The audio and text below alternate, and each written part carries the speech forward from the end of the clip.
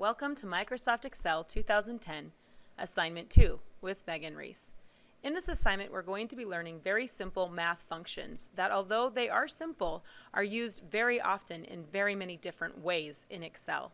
And it's important that you build a strong foundation so that you can do the harder things later. You're going to learn to use Excel as a simple calculator to add, subtract, multiply, and divide. You will then be able to use it algebraically, which we will discuss later. You will also learn to use AutoSum and autofill.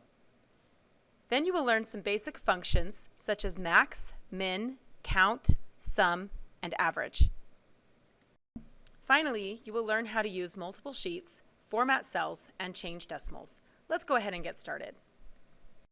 So to begin, understand that Excel is a giant calculator. In fact, sometimes when I need to add something together or whatever, I use Excel rather than a calculator because I can see what I'm doing and it's easier for me.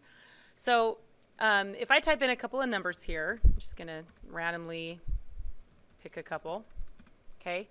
I can do a math problem. Now if I type in 45 plus 78, Excel's not going to catch on that that's a math problem. You have to tell it equal sign. When I type an equal sign, that's a symbol to Excel saying, hey, this is a math problem. 45 plus 78. And it will give me my answer, 123.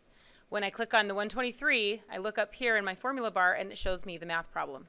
So that's great. Good to know that you can do that. That may come in handy, but it's not the most wise way to do it.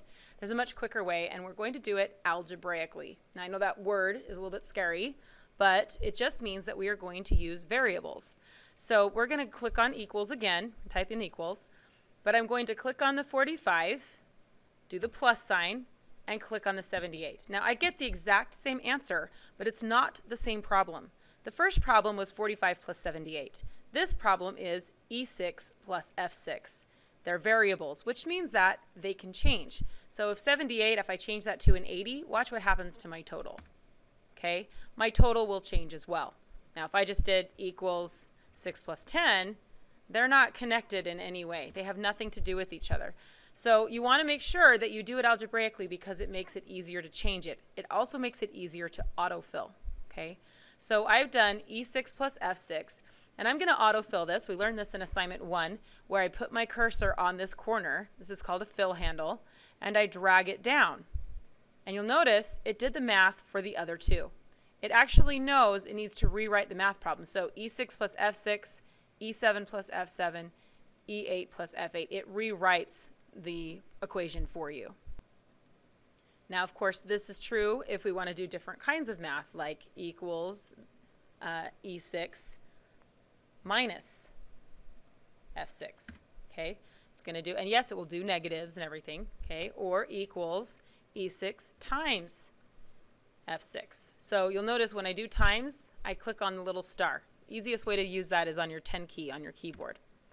Or I can do equals E6 divided by, which is the forward slash, F6, and it will do divide. And I can pull this down and it will rewrite the equation. Doesn't matter whether it's multiply, divide, add, subtract. So that's how you do a simple math problem algebraically.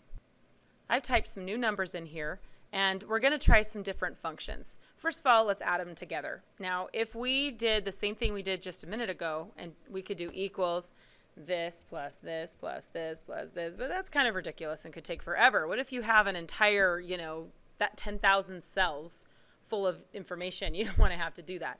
So we're going to do a sum. So I'm going to highlight all the numbers I want to add together. The answer is always going to appear at the bottom, and I'm going to go over here to AutoSum and choose Sum, and it adds it together for me. Very simple. Now I could do the same thing. If I don't do just click on Sum, I can also pull down the arrow and choose Average, and now it gives me the average. I could also do Max, which tells me the highest number in that list of numbers. Another one could be Min, which tells me the lowest number in that list of numbers. The last one is called Count, and that just counts how many numbers that there are. So in your assignment, you'll be required to know all of those functions. Now going back to the average, I've got this 15.44444, and I really don't want to have that many decimal places. So I'm going to right-click and choose Format Cells. Now there is a lot of stuff in Format Cells, and we'll use a lot of it, but today we're just going to start with something small. So when we get here, we're going to go to Number and choose Number and change the decimal places to whatever we want it to be. Right now it's actually set to like 5 or something. So we could keep it at 2. I'm going to move mine to 1, and then I get 15.4. If maybe I don't even want that, I don't want any decimals at all, I could just change it to 0 and it stays at 15.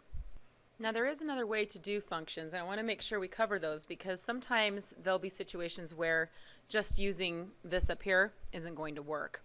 This is only if you're highlighting numbers that are all next to each other and there's no cells that need to be skipped. So I just want to do this. Well, what if I want my answer to be here? So let's say I come down here and I say, okay, I want to know what the max is, and I get my answer.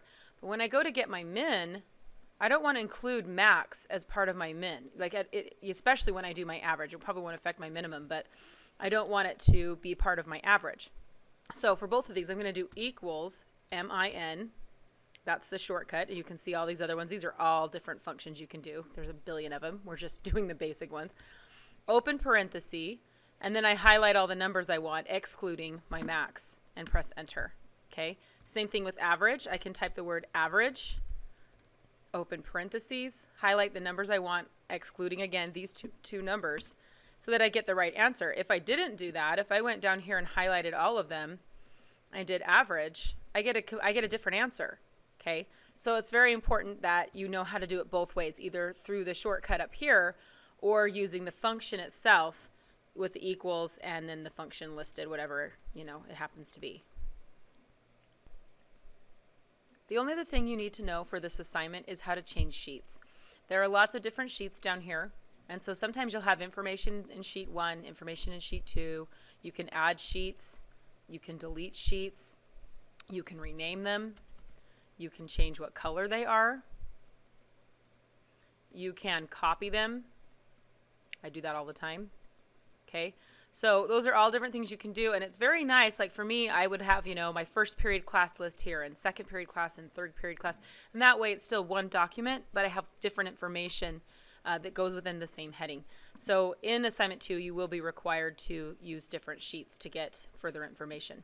So that concludes the instruction for assignment 2. Good luck, and we'll see you for the next assignment.